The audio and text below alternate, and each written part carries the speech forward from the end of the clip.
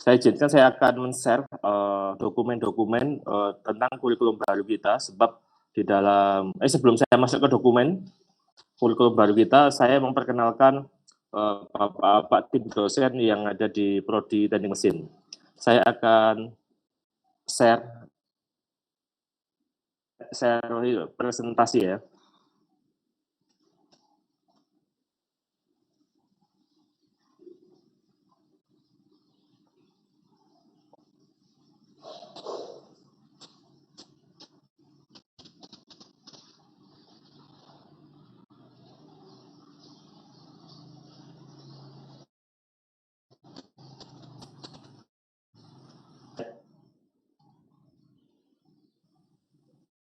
Lihat Pak. Oke. Ya Pak. Oke. Ini saya akan tunjukkan beberapa Bapak dosen yang ada di Prodi Teknik Mesin. Yang pertama saya perkenalkan, ini adalah Bapak Imron Mustajib ya. Beliau kelahiran Blitar, dia salah satu senior saya, dan senior saya di Trunojoyo, dan beliau di kelahiran Blitar. Mungkin di masa baru kali ini ada juga yang dari Blitar ya. Dan beliau salah satu jabatan akademik beliau adalah lektor kepala. Ini salah satu jabatan akademik yang tertinggi yang ada di teknik mesin. Jadi teknik mesin ini kita masih belum punya profesor ya. Jadi setelah lektor kepala nanti menuju ke profesor ya. Dan ini Pak Imron ini salah satu teman kita atau Bapak dosen kita yang nantinya akan masuk ke dalam gelar profesor karena sudah beberapa tahap lagi. Hanya satu tahap lagi ke depan sudah profesor ya. Beliau dia adalah lulusan S1 Universitas Brawijaya dan S2-nya dari ITB. Saat ini beliau sedang menjalankan studi S3 di ITS ya. Bidang keahlian beliau tentang rekayasa sistem manufaktur dan kualitas. Jadi beliau saat ini sedang melanjutkan studi S3 dan sebenarnya tahun ini selesai. Tahun ini selesai karena kemarin ada pandemi, jadinya ada gangguan-gangguan tentang pencarian datanya ya. Jadi agak mungkin akhir tahun atau mungkin awal tahun depan. Tapi beliau sudah mulai mengajar di prodi kita dan mungkin ada yang senior mungkin sudah pernah diajar oleh Bapak Imron Mustajib. Beliau salah satu pernah jadi seorang dosen terbaik Trunojoyo juga. Jadi orangnya cukup rajin, telaten, dan luar biasa. Ini adalah salah satu Bapak dosen kita. Berikutnya saya perkenalkan Bapak Hamdi Mubarok. Kelahiran dari Banyumas, Purwokerto, dari sana. Jadi mungkin kalau ada yang maba yang dari sana. Beliau lulusan S1 dari Universitas Brawijaya dan S2-nya dari Universitas of South Australia. Dari Australia beliau. Bidang keahlian beliau adalah sistem manufaktur. Saat ini beliau sedang dalam proses penyelesaian S3-nya di New Zealand. Namun karena kendala di awal tahun kemarin, beliau waktu itu pulang ke Indonesia lalu ketika mau balik ada pandemi, sehingga ketika ada pandemi, maka beliau ditahan, tidak boleh berangkat ke New Zealand. Sehingga beliau tertahan saat ini ada di Indonesia. Jadi sekarang mengerjakan disertasinya di Indonesia. Dan semester ini beliau selama di Indonesia juga mulai ngajar. Selama sini saya minta tolong untuk boleh mengampu mengajar. Dan mungkin ada dari beberapa kalian yang akan menemui beliau, sebab beliau adalah pengampu mata kuliah fisika. Salah fisika ya. Untuk yang semester baru ini fisika beliau mengampu. Yang semester atas sistem informasi manufaktur. Keahlian beliau di sistem manufaktur memang ya. Jadi itu Pak Hamdi Mubarok. Selanjutnya saya perkenalkan Pak Makrus Khairul Umami. Dia lulusan S1 dari Universitas UGM, Universitas Gadjah Mada. Lalu S3-nya dari Portugal. Dia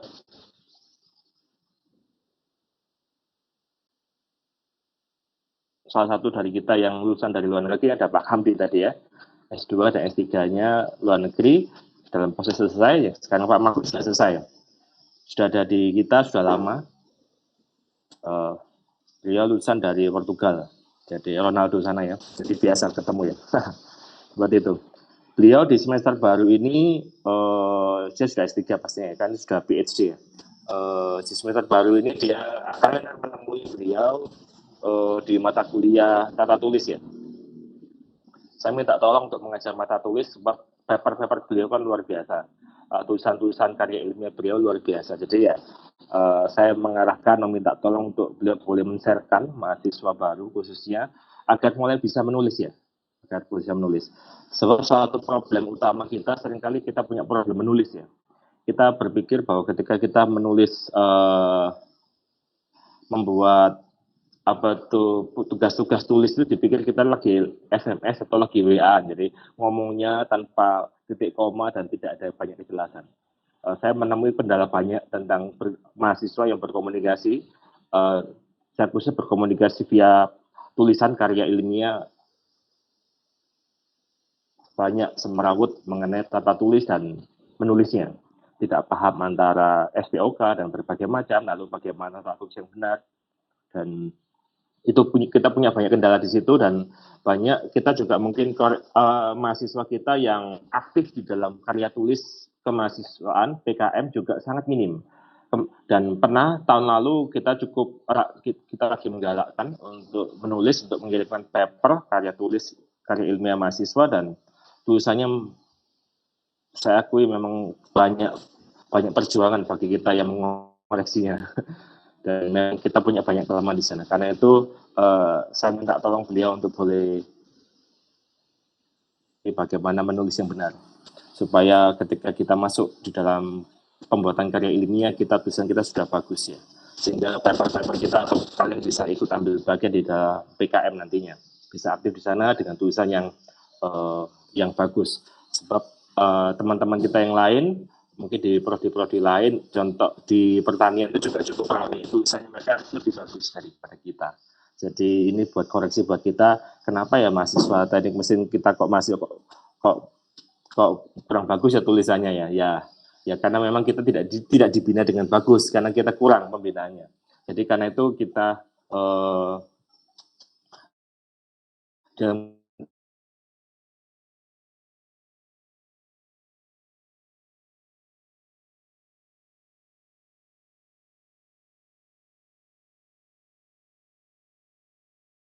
mata kuliah, sehingga berharap ini lebih baik lagi.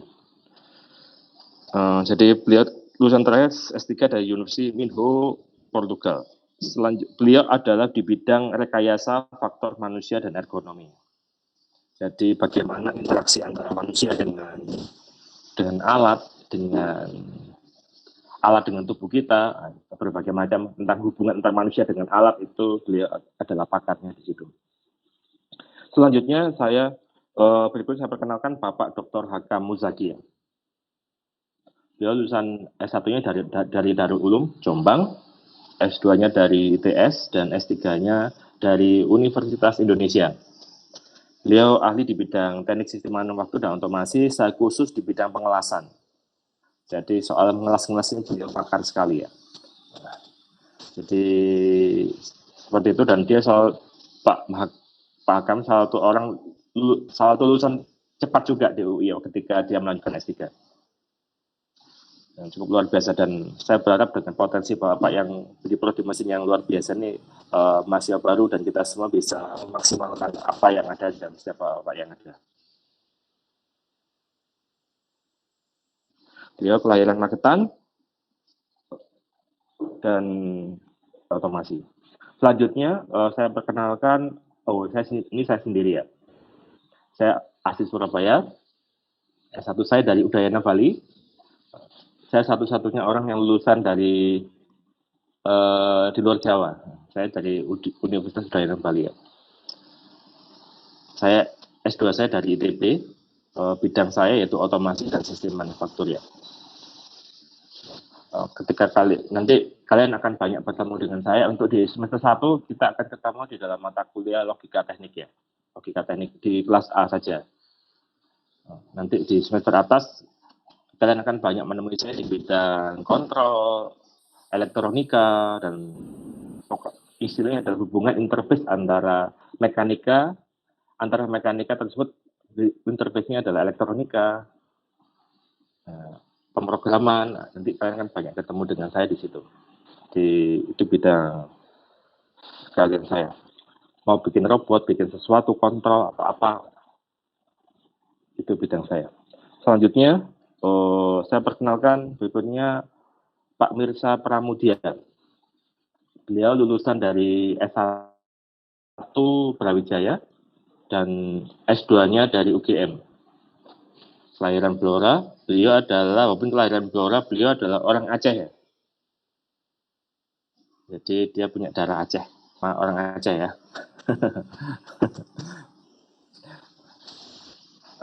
Beliau bidangnya adalah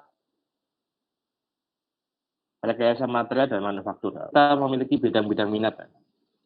Yang depan tadi yaitu dari saya, Pak Akam, Pak Magrus, Pak Hamdi, dan Pak Imron. Ini kita berada di bidang teknik manufaktur.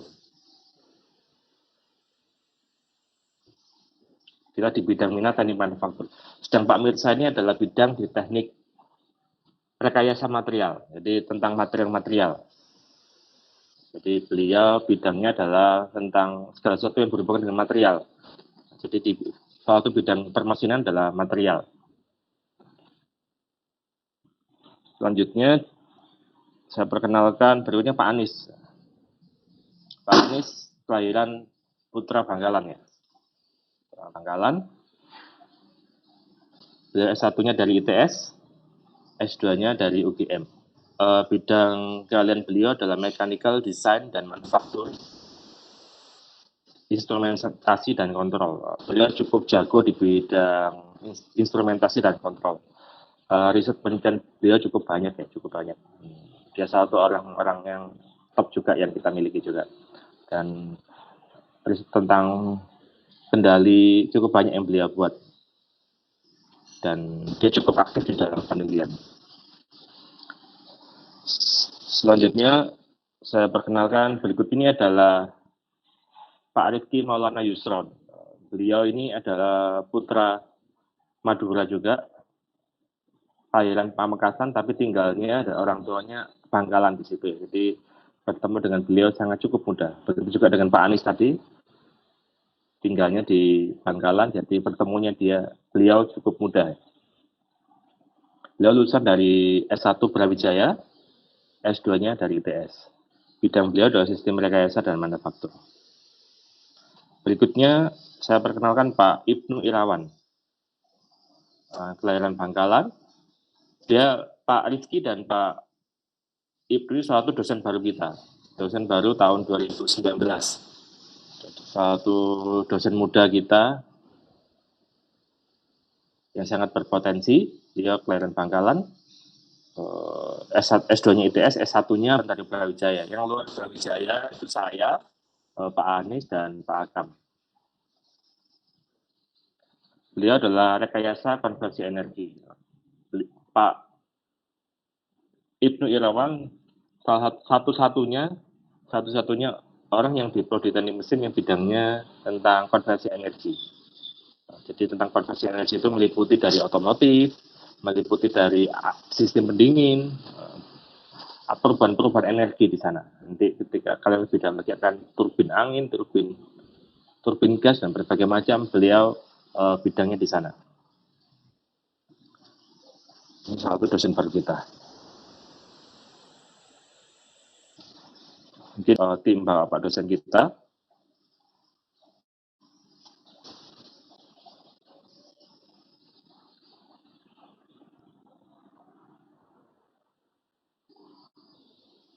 Berikutnya saya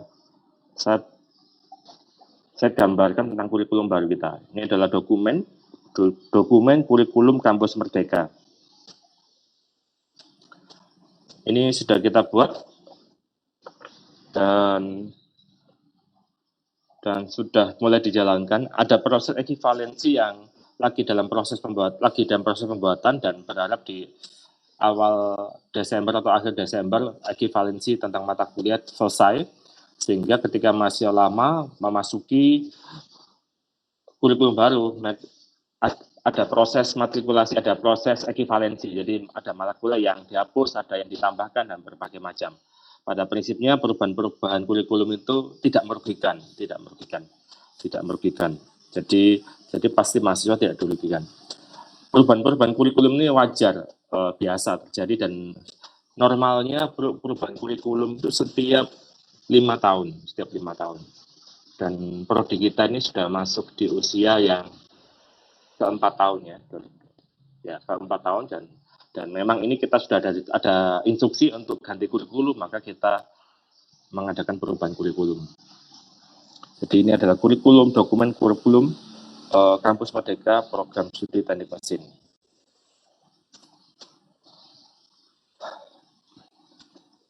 Sedikit sebagai awalan, program studi teknik mesin kita ini berdiri berdasarkan SK Menteri nomor 77 tahun 2016. Jadi prodi kita cukup baru di Trunojoyo, dan di satu kita adalah prodi baru di Fakultas Teknik adalah Teknik Mesin, Mekatronika, dan Sistem Informasi. Prodi baru di Fakultas Teknik. Dan mesin benar-benar lebih baru lagi, sebab tidak ada jurusan atau program studi yang sebelumnya. Jadi memang baru. Jadi kita berdiri pas 2 Maret, dan pada bulan Juli kita sudah mulai menerima mahasiswa.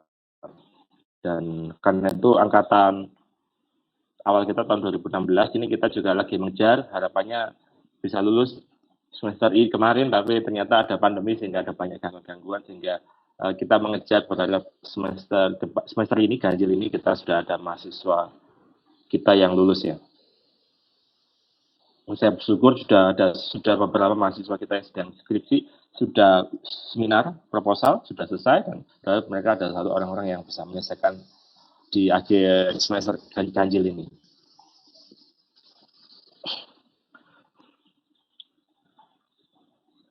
Adapun visi misi program studi teknik mesin yang perlu jelaskan bahwa misi ini adalah misi kita di program studi teknik mesin.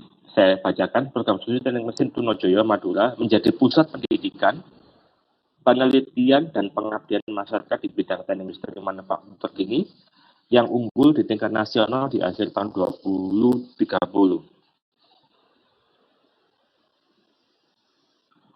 Jadi kita akan mengejar ke sana dengan berbagai potensi yang ada dan berbagai macam kelemahan yang kita miliki. Karena itu ini adalah, jadi kecenderungan kita adalah manufaktur ya. Kalau kita bicara manufaktur bukan berarti semuanya teknik manufaktur ya.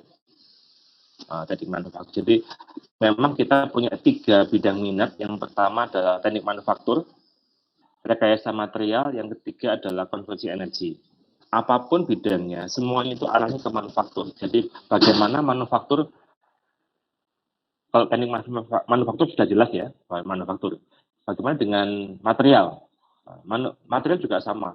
Kita bicara material, nanti ujung-ujungnya kita harus ngomong bagaimana cara membuatnya. Bagaimana proses pembuatannya, manufaktur. Jadi di sana. Bagaimana teknologi proses pembuatannya, itu sangat penting. Jadi kita arahnya bagaimana manufacturing material. Begitu juga konversi energi.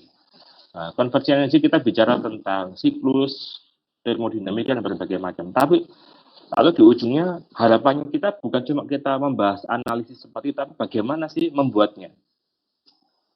Bagaimana merancang dan sampai implementasi perancangan pembuatannya seperti apa. Jadi proses manufakturnya seperti apa. Jadi kesemuanya adalah kita butuh wujud real, kita butuh kenyataan, kita butuh mengharapkan sebuah analisis, tapi kita ada gambaran.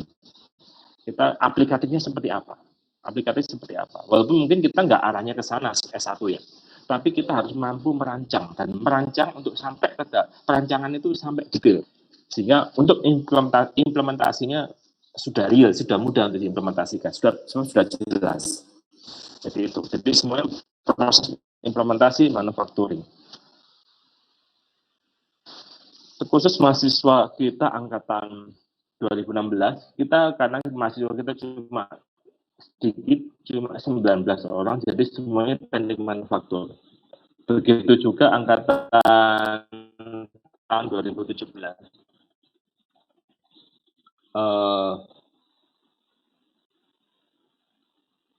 Semuanya masih semua manufaktur ya, semua manufaktur ya. Emang kebetulan komposisi kita dosen manufaktur memang cukup banyak ya. Di Bandung konversi cuma 1 orang, dan materinya cuma 1 orang. Tapi pada prinsipnya tidak akan mengganggu pada kita komposisi jumlah orang kita masih kurang. Dan tahun ini, tahun 2020, kita juga ada komposisi dosen yang kandidat yang akan masuk di prodi mesin gitu. Dan saya berharap siapapun orangnya itu yang terbaik buat kita. Berikutnya misi program studi teknik mesin yaitu melaksanakan proses pendidikan dan pengajaran yang berkualitas yang menjamin lulusan memiliki kemampuan kompetensi terkini yang sesuai dengan standar nasional untuk memenuhi kebutuhan stakeholder-nya. Jadi ini adalah misi kita. Kita berusaha untuk mengevaluasi segala proses pendidikan yang kita ajarkan. Memang saya akui bahwa memang teknik mesin banyak kekurangan. Banyak. Kita punya fasilitas yang sangat minim sekali. Tapi dengan kemajuannya apa yang ada, kita bisa semuanya bisa berbasis visi. Semua bisa berbasis visi. Jadi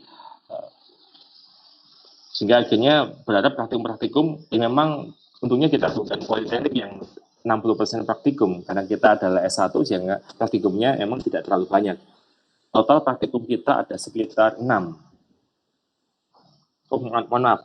praktikum di kurikulum kampus Merdeka ada 8. Dan sampai saat ini kita memang soal lab kita masih sangat kurang, tapi kita senantiasa masih berproses dan saya masih tetap berjuang, dan begitu juga Bapak dosen yang berjuang agar prodi mesin bisa mendapatkan peralatan yang ada. Dan kami berjuang, dan mohon maaf kami masih belum, tapi perjuangan itu masih kami lakukan sampai saat ini. Dan kita berusaha memaksimalkan apa yang ada.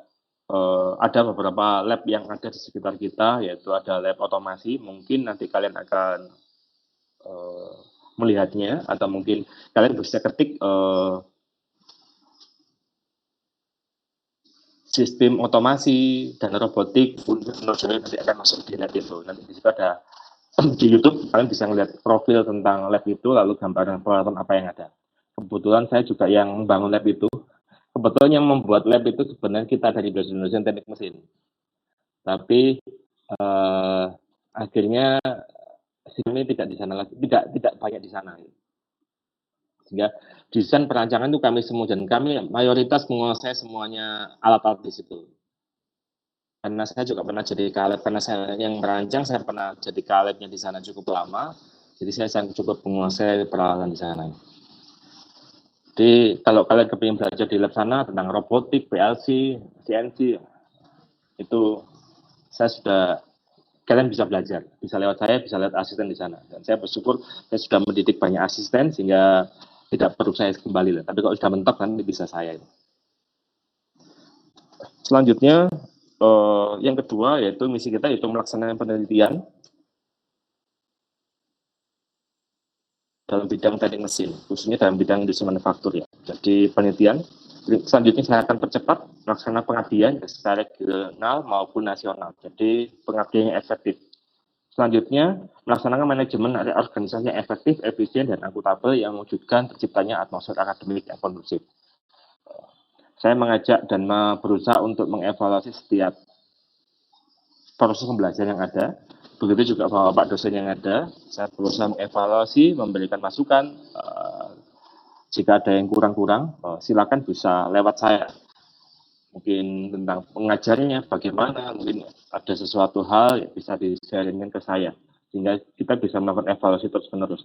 Begitu juga tentang materi kuliahnya, kalau ada sesuatu tidak jelas bisa yang kalian agak sungkan ngomong sama Bapak dosen pengampunya, bisa lewat saya. Intinya adalah kita berusaha menciptakan sebuah atmosfer akademik yang saling koreksi ya. Nggak ada yang perfect kita dalam berproses, semuanya kita dalam proses belajar, berproses. Sehingga kita pun berharap menjadi lebih baik lagi dan lebih baik lagi. Dan kita nggak pernah merasa bahwa diri kita sudah settle atau sudah mapan ya. Sehingga kita terus senantiasa berkreasi dan kreatif untuk mengembangkan sesuatu. Dan saya berharap kalau begitu atmosfer, saya dengan harapan tercipta atmosfer akademik yang bagus. Saya di sini saya berharap tidak ada faktor like dislike, tidak ada faktor XX di dalam penilaian atau faktor apapun, sehingga akhirnya kita akademik yang ada itu akademik yang terbuka, bisa saling dikoreksi, dan itu hal yang biasa. Dan ini atmosfer yang kami kondisikan dan tidak ada rasa benci atau apa. Ya kalau memang ada sesuatu yang kurang atau apa, ada teguran, peringatan apa, itu hal yang biasa. Tapi tidak ada faktor benci personal ya, sehingga akhirnya menciptakan kebencian yang mengganggu di dalam proses pembelajaran. Dan ini selalu saya tekankan baik kepada mahasiswa maupun kepada Pak dosen agar kita tetap mengajar secara objektif ya. Selanjutnya saya akan persingkat.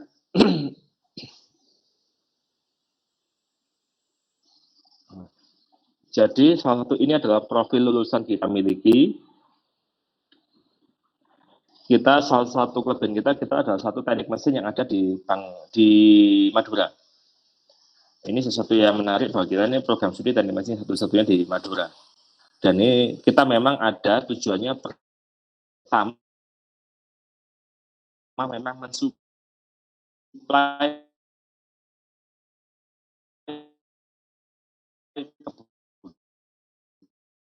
kebutuhan utama. Yang dua adalah kebutuhan lulusan teknik mesin Jawa Timur dan seterusnya. Dan Sumatera Utara. Saya nggak tahu angkatan mahasiswa baru ini sampai mana yang terjauh ya. Yang jelas sebelum kalian kelas kalian sudah ada yang dari Sumatera Utara. Dan ini cukup menarik bahwa kita sudah mulai terbuka dan kita sudah kemanfaatan kita semakin maksimal, kita sudah mulai nasional, dikenal banyak orang.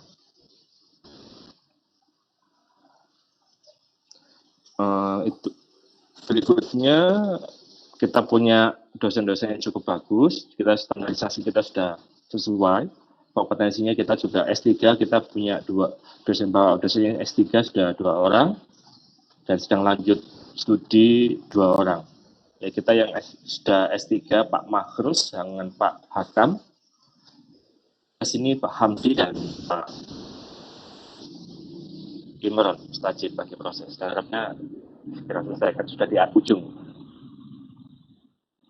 Dan sekali lagi saya mau beritahu bahwa program studi teknik mesin ini terakreditasi yang memang ini adalah yang paling bawah karena kita masih baru, jadi tidak boleh akreditasi langsung lompat langsung jadi A, nggak boleh, jadi ada proses ya.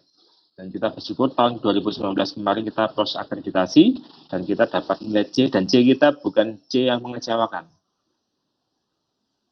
Nah, teman kita yang akreditasi juga yang prodi elektro dengan teknik sistem informasi, kita masih di atas ya walaupun sama-sama C.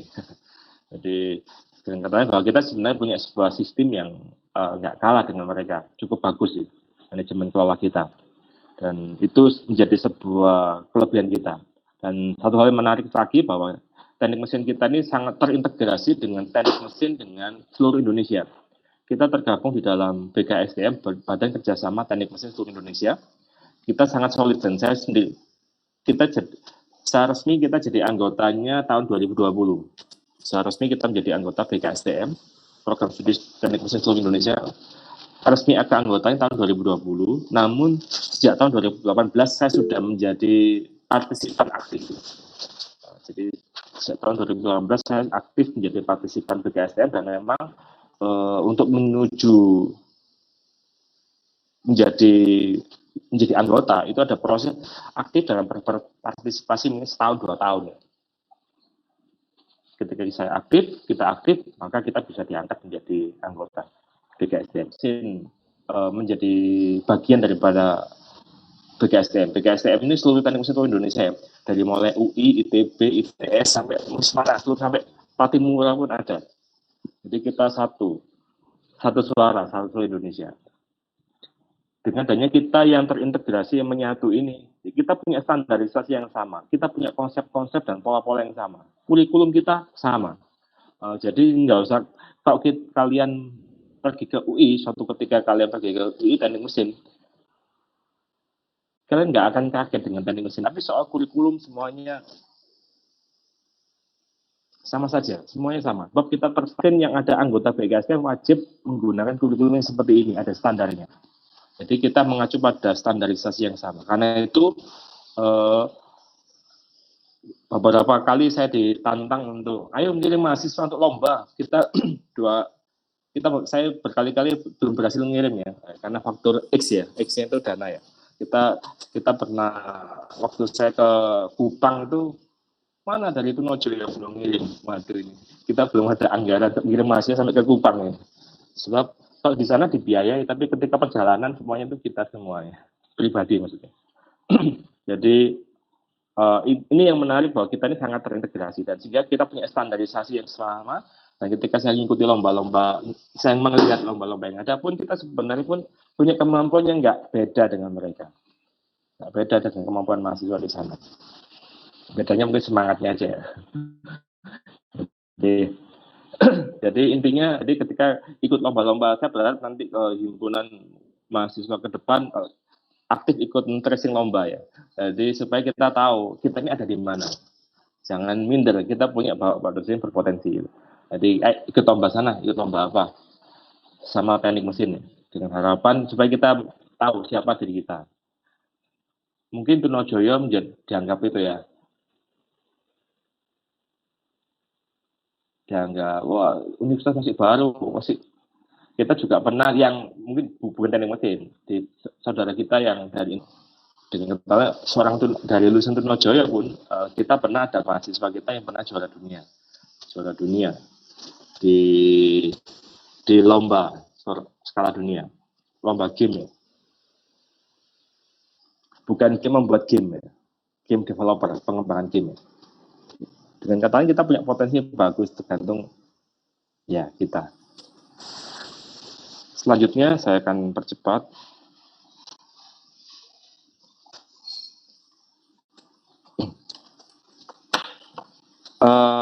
Seorang lulusan teknik mesin ini adalah keilmuan yang mendasari teknik mesin. Bagi kita yang masih baru di teknik mesin, ini adalah keilmuan teknik mesin. Saya bacakan bahwa keilmuan yang mendasari teknik mesinan meliputi bidang-bidang berikut, yaitu mekanika bahan,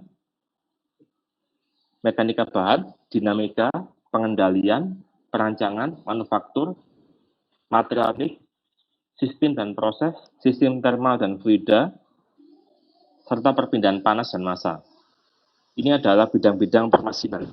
Dan di samping itu kita juga ada dasar dari di atas tadi, itu semua ujung-ujungnya adalah basicnya adalah matematika. Mohon maaf kalau di teknik mesin itu matematikanya harus bagus ya. Matematika harus bagus. Jadi pastikan kalian matematikanya cukup bagus ya. Belajar sungguh-sungguh matematika, sebab ujung-ujungnya lari ke sana. Matematika perkuat. Memang semua dasar daripada mekanika semuanya adalah matematika. Dari matematika. Jadi ada banyak perhitungan di sana. Matematika, fisika, kimia, sistem informasi, teknologi informasi. Sekarang teknik mesin sudah mulai berkembang. Kita mau mengembangkan teknologi informasi ya. Di sini yang menggambarnya adalah Pak Hamdi Mubarak yang dari Australia. Situ ya. Dan saya berharap akhirnya teknik mesin ngomongnya nggak cuma mekanik ya, nggak ngomong mesin aja, tapi dia sampai berkembang bagaimana sih perilaku mekanik yang ada itu bisa dibaca, bisa dikendalikan secara berbasis menggunakan fase internet ya. Dianggap sebagai sistem informasi dan bisa dikendalikan ya. Jadi arahnya ke sana.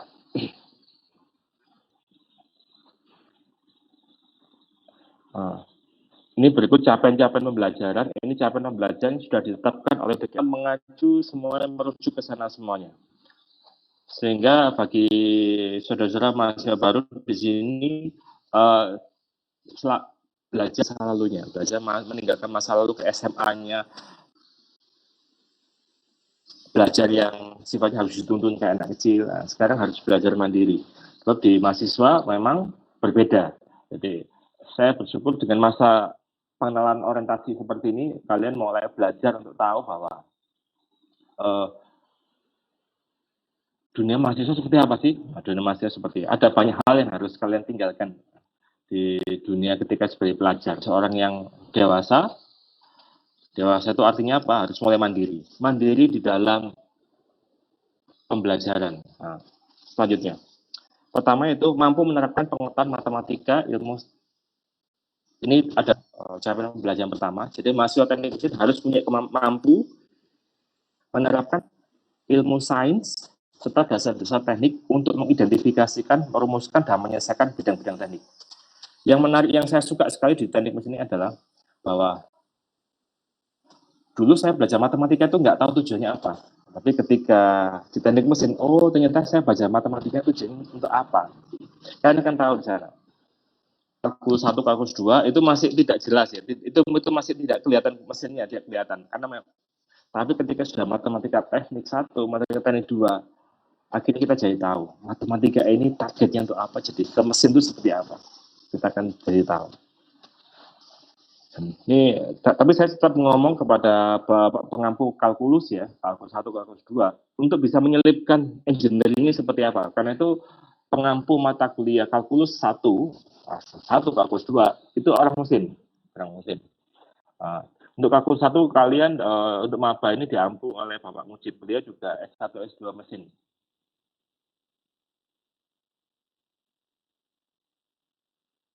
Pengulangan SMA, tapi ilmunya adalah implementasi matematika percepat. Lalu kedua yaitu mampu seorang engineering, kita adalah S1, kita bukan SD D1, D2 atau D3, tapi kita adalah S1. Salah satu parameter lulusan S1 sarjana yaitu khususnya teknik mesin adalah kemampuan merancang. Jadi desainer itu harus ada di dalam diri kita.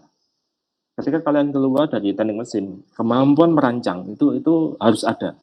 Merancang apakah? Merancang komponen, merancang operasi, merancang pengelolaan, merancang perawatan, merancang dan hubungan yang lain.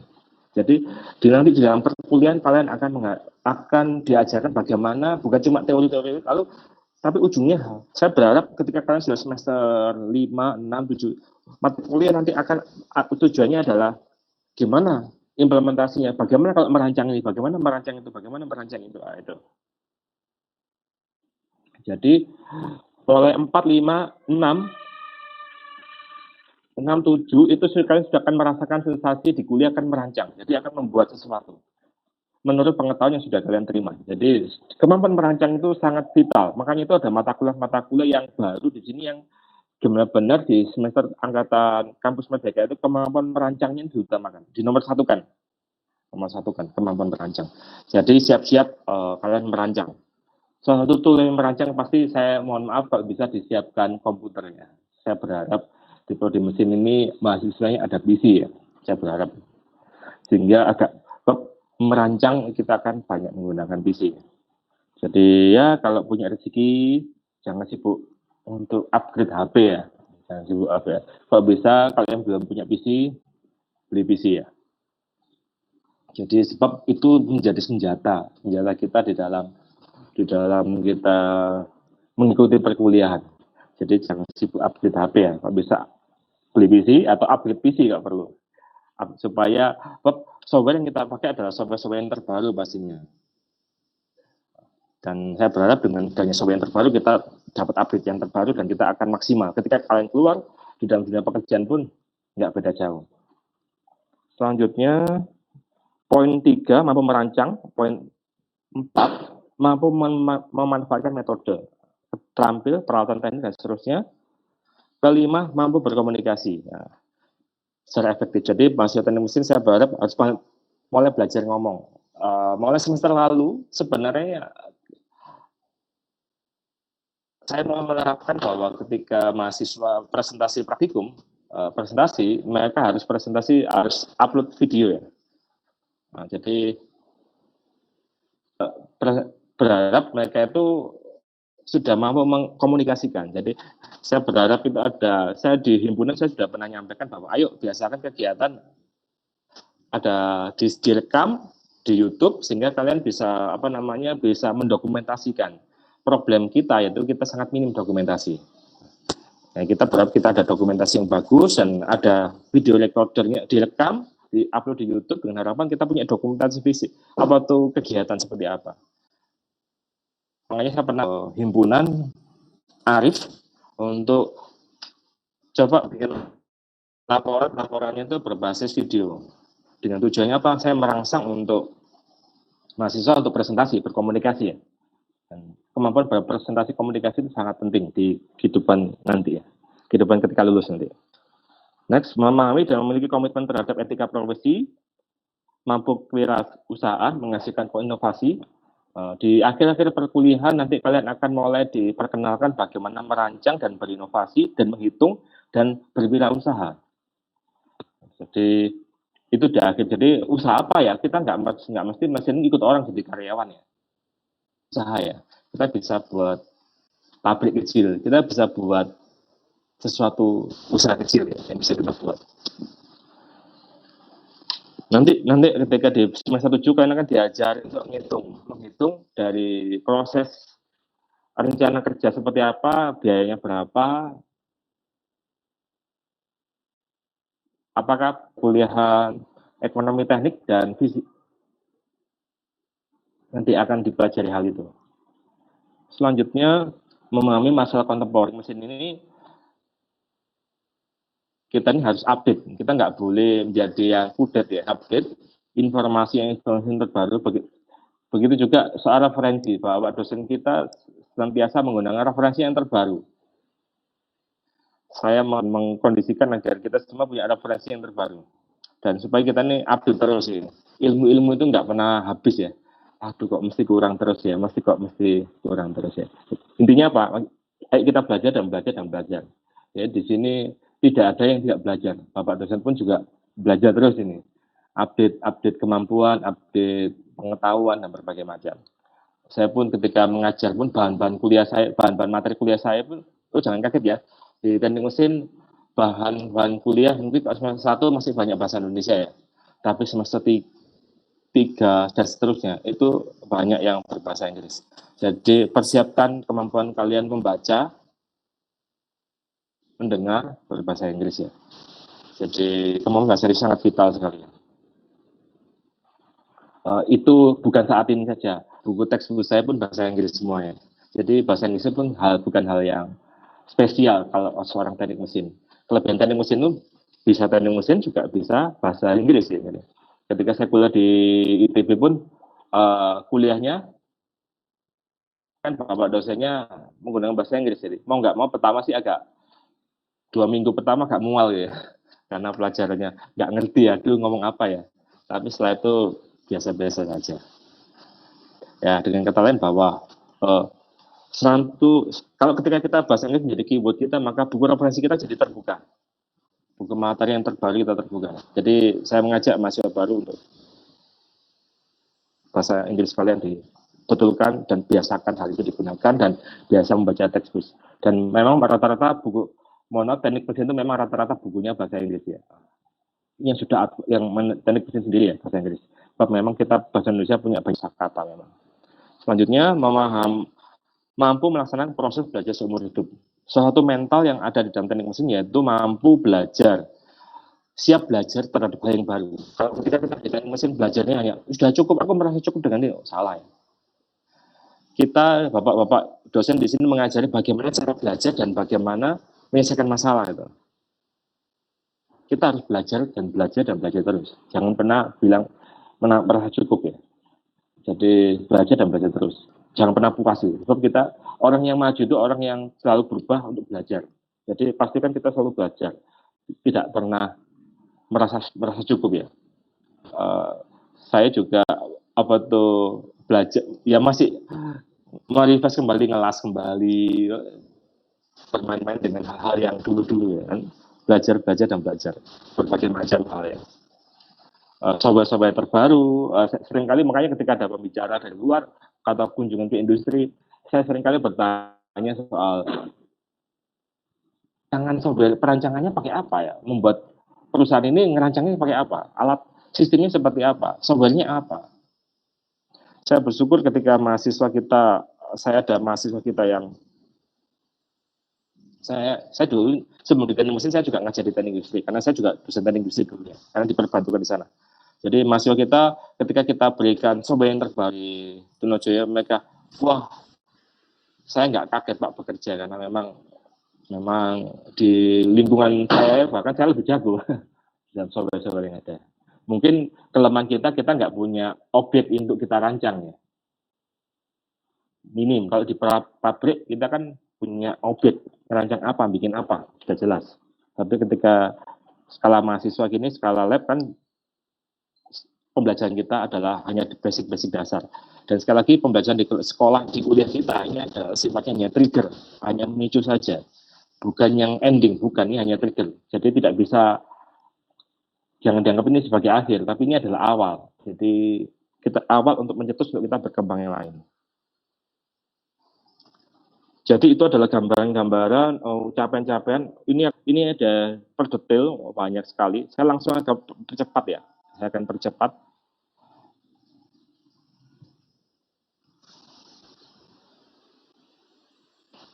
Gambaran kurikulum kita. Maaf saya akan melihatnya agak sangat cepat ya.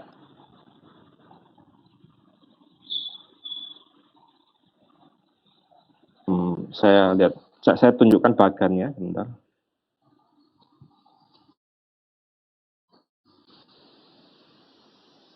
Oke.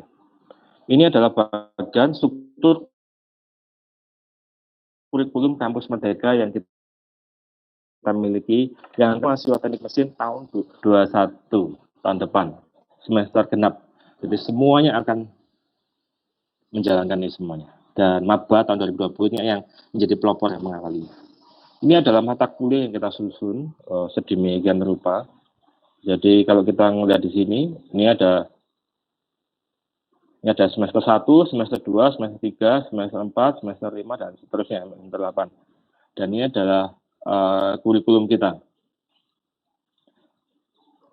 Dan ada banyak hal yang baru, ada banyak, ya nggak banyak, ada yang baru, ada yang dikompres mata kuliahnya.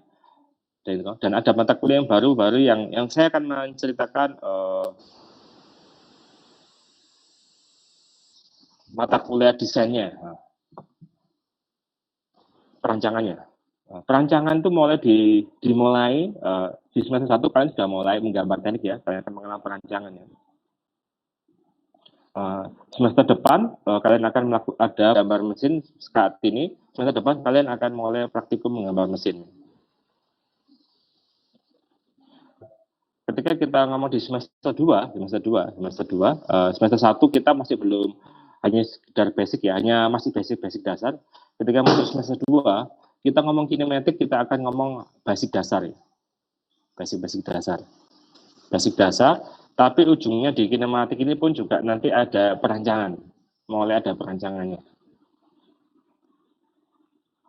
Kalian akan ketemu semester depan praktikum menggambar mesin, praktikum fisika. Lalu semester 3, ini semester 3, proses manufaktur, kalian akan mulai belajar pengenalan tentang manufaktur. Elemen mesin ini sesuatu yang baru di kita, bahwa semuanya ini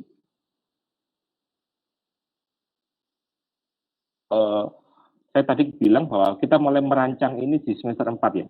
Nah, ini elemen mesin, ini basic dalam perancangan, dinamika ini sudah mulai basic semester 3 masih basic ya, semester 4 kita akan menemui perancangannya. Proses manufaktur 2 ini sudah mulai perancangan, diwujudkan di dalam praktikumnya nanti. Lalu berikutnya di semester 4 ada praktikum perancangan elemen mesin. Jadi kemampuan merancang. Jadi kita nggak ngomong cuma merancang apa itu teori saja, tapi kemampuan merancangnya seperti apa. Di semester 4 ini, praktikum perancangan elemen mesin. Praktikum proses manufaktur ini juga ada perancangan, ada bagian yang merancang, ada desain, ada menggambarnya. Jadi kemampuan menggambar mesin kalian pastikan jago. Orang mesin itu sudah bukan pilihan, menggambar mesin jago itu sudah pasti harus ya, mutlak ya. Siapapun, saya kadang Bapak dosen, saya sudah lama nggak pernah menggambar. Ketika nggak ada kata-kata tidak bisa, harus bisa. Jadi menggambar itu ilmu basic kita harus bisa. Yang kita mungkin nggak jago karena kita nggak familiar dengan software-nya. Jadi mungkin kita agak kurang update aja. Soal kemampuan basicnya sama. Jadi orang teknik mesin menggambar kita tahu betul mana gambar salah, mana yang gambar salah, mana benar, kita tahu banget. Jadi kemampuan menggambar itu menjadi basic kalian akan bawa sampai lulus ini. Ada praktikum manufaktur menggambar, merancang, teknik manufaktur, ini enggak, mesin konversi energi. Kasualnya energi ini kalian sudah mulai diperkenalkan peralatan-peralatan mesin konversi energi. Dan nanti targetnya mesin konversi energi itu kalian merancang atau diperkenalkan energi terbarukan dan nanti kita sampai perancangan energi terbarukan nanti perancangan. Jadi merancang membuat sistem energi masuk di semester 5. Jadi pemilihan bahan dan proses ini juga perancangan. Bagaimana merancang bagaimana merancang proses, bagaimana merancang bahan yang tepat agar prosesnya seperti apa. Ini semester 5. Mekatronika juga ada perancangannya. Mekatronika juga ada perancangannya. Metode numerik ini di semester 5 ya. Metode numerik ini bagaimana kita mengenerate matrisnya seperti apa. Jadi kalau teknik mesin bukan sekedar merancang jadi ya, tapi bagaimana perhitungan analisis seperti apa. Analisis mekaniknya seperti apa. Analisis kontrolnya seperti apa. Itu ada. Di metode numerik ini kita akan breakdown perilaku fisika itu di breakdown menjadi perilaku mekanik. Mekanik itu menjadi perilaku matematis ya. Nanti jadi ujungnya persamaan. Jadi alat itu semua ada persamaannya. Sebenarnya semua alat itu ada persamaan gerak, persamaan apa, semua ada persamaannya. Di metode numerik kita akan baca di sana. Semester 5 sistem informasi manufaktur tadi sempat saya singgung. Jadi sistem informasi manufaktur kita akan merancang pabrik, merancang sistem informasinya. Jadi merancang dan merancang. Ini kompetensi yang kita target capai. Sistem kendali, perancangan juga semester 6 perancangan. Ada yang belum ada di semester yang ada yang baru mata kuliahnya itu rancang bangun sistem mekanik. Itu 2 SKS. Kita 1 semester full merancang. Sampai prototipe yang semester 6 ini. Rancang bangun sistem mekanik. Jadi kita nilainya ada 2 SKS, harus ada bendanya. Indonesia ada di semester 6 atau semester 7 mahasiswa harus punya kemampuan merancang. Punya pengalaman merancang, bukan cuma bikin jadi, sekedar jadi, tapi analisisnya seperti apa. Analisis daripada sebuah rancangan itu seperti apa. Itu yang penting, itu mesin. Gitu ya. Bukan sekedar tukang rancang, tukang las itu apa ya. Tapi kita tahu mesin, keilmuan apa yang mendasari dari perancangan. Jadi semester 6, jadi sehingga dari sini kita bisa melihat bahwa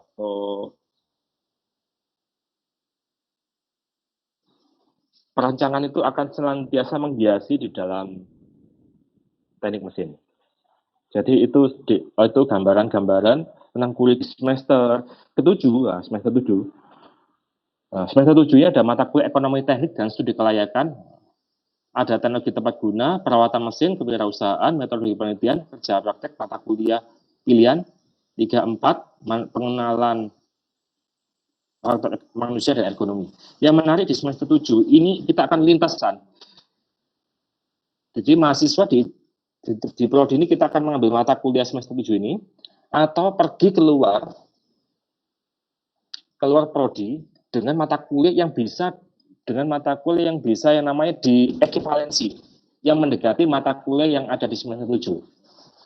Atau juga pergi ke perusahaan selama 6 bulan.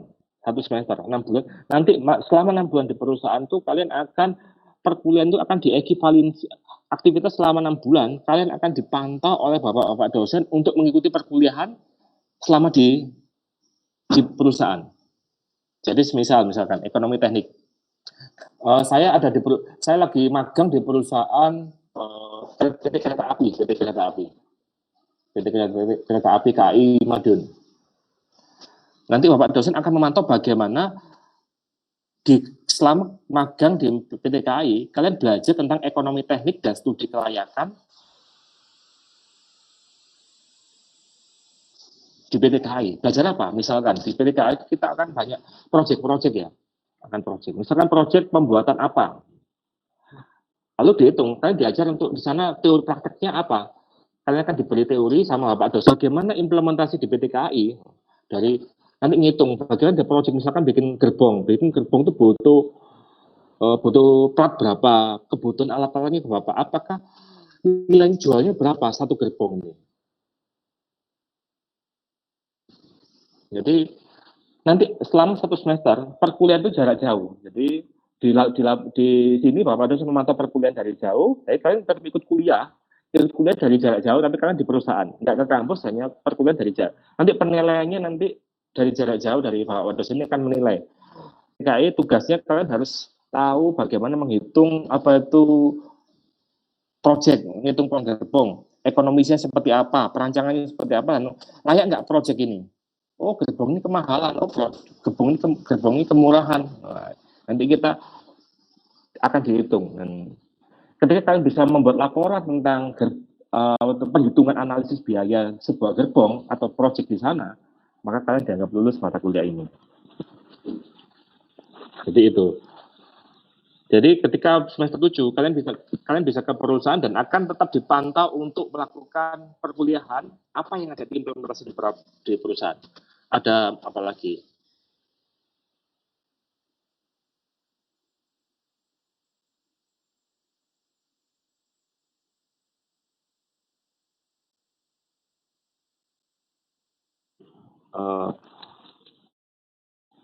Alat-alat apa yang dibutuhkan untuk mensupport mensupport yang namanya peralatan yang ada. Jadi mereka membuat sebuah karyawan kadang-kadang dikasih challenge. Alat ini sering bermasalah. Bagaimana solusinya agar masalah ini bisa teratasi? Jadi karyawan ditantang untuk bagaimana merancang sesuatu. Jadi hal seperti itulah, informasi-informasi seperti itu akan menjadi nilai ketika kalian mengikuti ada tugas-tugas diberikan bapak dosen di sini untuk kalian melihat di sana. Ketika kalian bisa melaporkan dengan baik dan bisa tahu nilai, dan begitu juga dengan mata kuliah yang lain. Jadi intinya adalah ketika kita di perusahaan dan dari jarak jauh, penilaian dari bapak dosen di sini tetap akan terpantau, akan memantau dan akan dinilai dari sini. Jadi itu yang menarik di kurikulum Merdeka tahun ini, dengan harapan agar mahasiswa merasakan sensasi sendiri perkuliahan di luar sana dan tahu implementasinya keilmuan seperti apa, sehingga ketika kalian lulus kalian tidak kaget akan dunia implementasi yang ada di luar sana. Dan ketika ada masalah yang ada di lapangan itu bisa dikonsultasikan ke bapak dosennya dan sama mencari solusi apa yang harus kita solusi apa yang tepat untuk permasalahan yang dihadapi di perusahaan. Jadi itu mungkin gambaran-gambaran struktur kurikulum kampus Merdeka yang akan dijalankan, yang sudah dijalankan untuk maba ini dan yang akan dijalankan untuk masa lama semester depan secara penuh. Lalu berikutnya ada kajian-kajian kuliah. Sekali lagi ini ada bahan-bahan kuliah yang ada. Ini semua bahan kuliah bukan sudah standarisasi dari BKSDM. Jadi kalian ketika ikut perkuliahan semuanya pada dasarnya bahan mata kuliahnya semua sudah standar. Kami mengikuti referensi misalkan matematika. Matematika itu bicara apa aja sih? Bilang lagi tidak bersama dan nilai mutlak dan seterusnya. Ikuti standar dari BKSDM. Ini bahan kajian yang diberikan oleh BKSDM. Mohon maaf. Jadi itu sedikit gambaran. gambaran kita juga sudah 1 jam, ya ini bahan kajian, sehingga akhirnya di sini yang perlu saya sampaikan bahwa kurikulum kita standar yang ada. Jadi kalian nggak perlu merasa minder, nggak perlu merasa rendah diri dan bagaimana kalian bisa bersaing di sana. Sebab ilmu sangat terbuka, kemampuan sangat terbuka, tergantung kalian bisa menggunakan. Itu aja yang mungkin bisa saya sampaikan di pengenalan awal ini, sehingga nanti di sesi-sesi mungkin ada sesi pertanyaan atau apa, mungkin bisa saya serahkan ke moderator. Mungkin itu dari saya, terima kasih, saya serahkan ke moderator.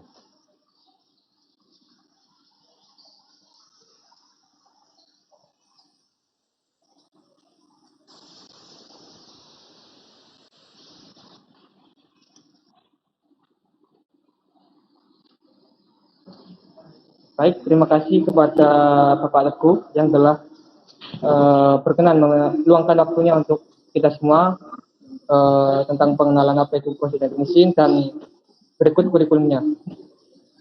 Saya akan memberikan kesempatan kepada teman-teman mahasiswa baru. Jika ada pertanyaan, bisa langsung ditulis di kolom komen atau langsung menyalakan mikrofon dan langsung menyampaikannya kepada Bapak Teguh. Silakan kepada teman-teman.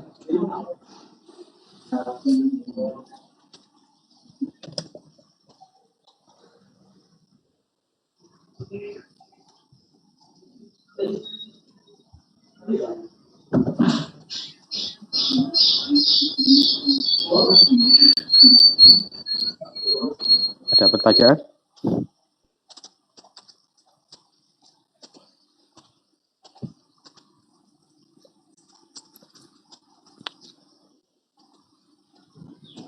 Izin bertanya, Pak. Oke, silakan.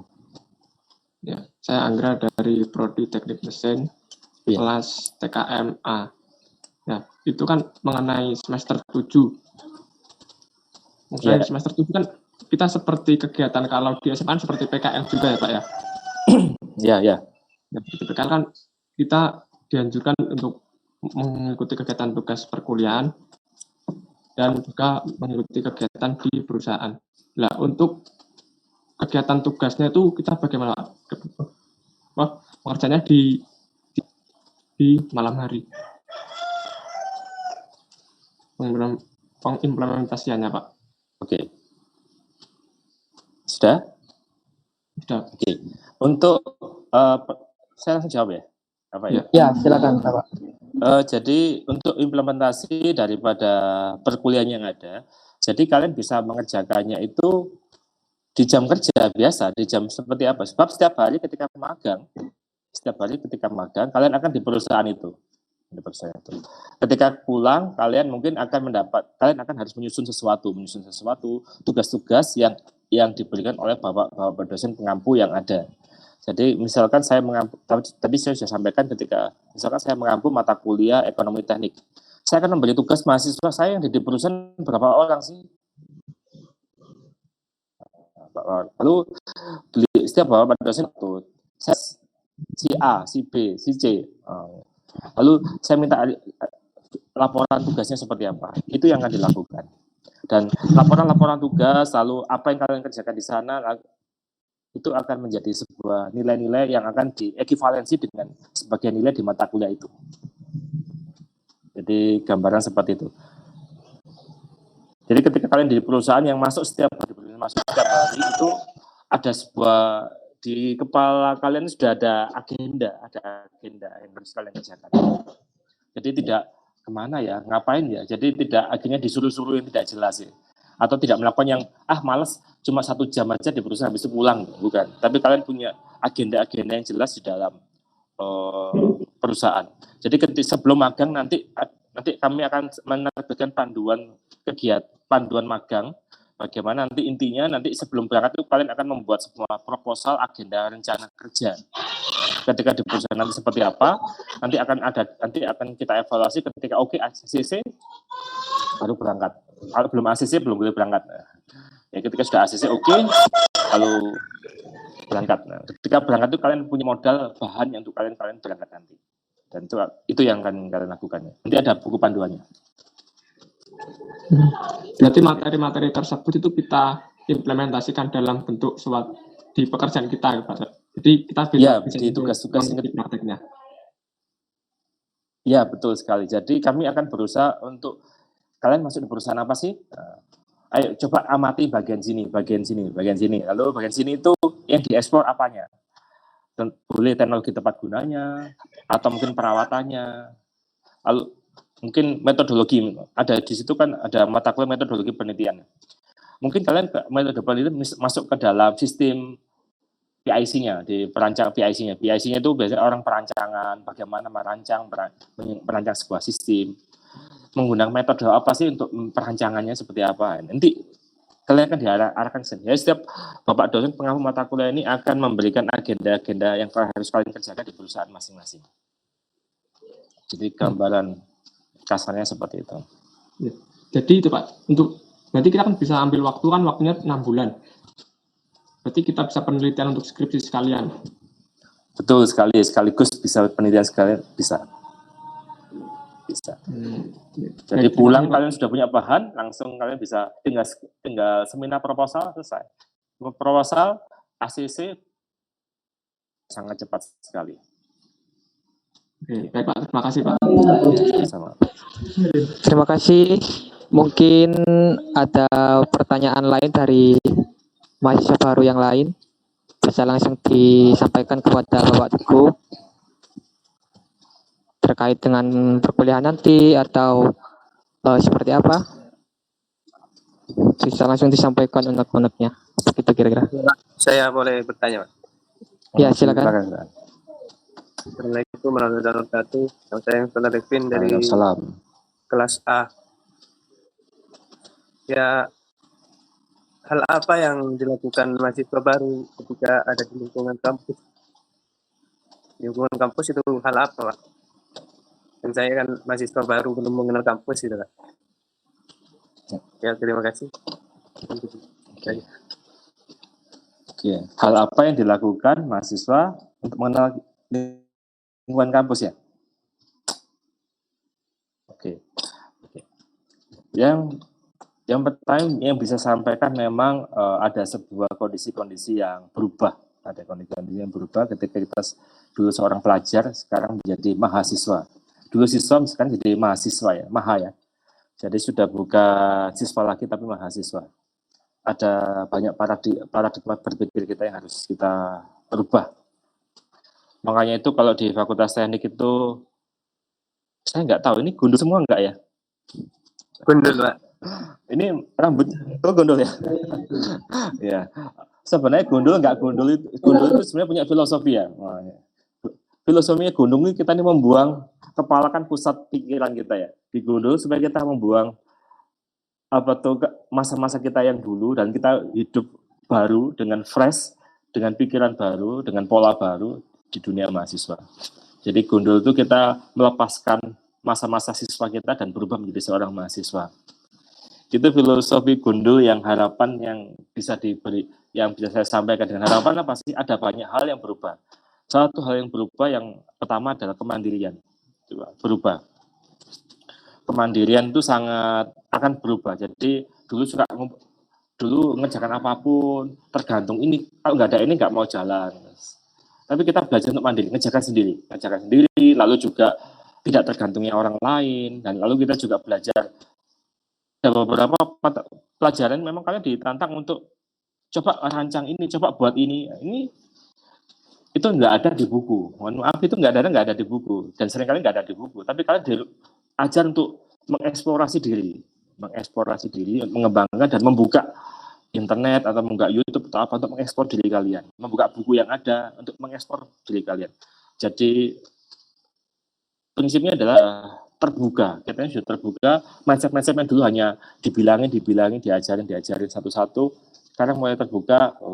Saya juga kalian terbuka untuk mengembangkan diri sendiri,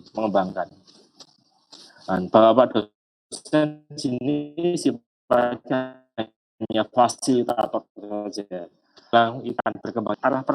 Ketika arah perkembangannya baik, ya kami silakan terus. Tapi kalau perkembangannya buruk, jangan teruskan ini, nanti tersesat kamu ya. Jadi fungsi Bapak dosen ini adalah mengarahkan agar perkembangan kalian, pengenalan akan prodi mesin atau pengenalan kalian akan ke teknik mesin itu benar, ada arah yang benar. Jadi ketika itu tugas Bapak dosen. Jadi, dan sekali lagi Bapak dosen ini bukan saklek ya, yang mutlak. Bapak dosen bisa dikonter, Pak, menurut saya Bapak itu salah. Itu tidak ada masalah, tidak apa-apa, biasa hal seperti itu.